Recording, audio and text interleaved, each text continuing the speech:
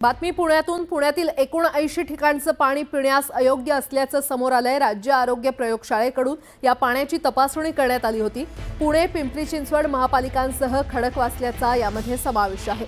GBS रुग्ण आढळून आलेल्या परिसरातील पाण्याचे 312 नमुने रासायनिक आणि जैविक तपासणीसाठी राज्य आरोग्य प्रयोगशाळेकडे पाठवण्यात आले होते।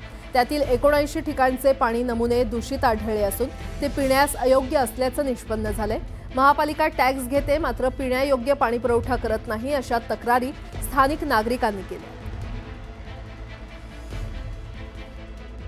पाणी येत नाही कंटिन्यू। टँकर आला तर येतो महानगरपालिकेचा, नाहीतर नाही येत। 2-3 दिवसांनी पाणी येतं। प्रत्येकाची तेच बोंबाबोंब आहे। पाणी आलं तर स्वच्छ असतं का पाणी? पाणी नाही, गढूळ असतं।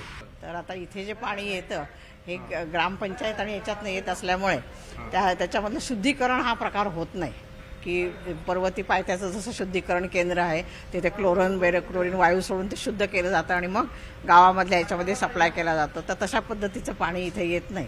तर ती आमची डिमांड आहे की पहिली की शुद्धीकरणाची प्रक्रिया इथं प्लॅन्ट उभा करून सगळ्या गावाला शुद्ध पाणी पुरवावं।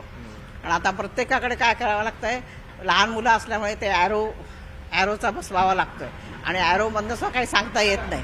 बारीक सूक्ष्म जंतू परत पोटामध्ये जातातच। आमच्या इथे पाणी फार चांगलं येत नाहीये आणि जीबीएस वगैरे ते आल्यापासून वगैरे तर आम्हाला फारच म्हणजे पाण्याची वापरण्याची सुद्धा भीती वाटायला लागली आहे ऍक्च्युली।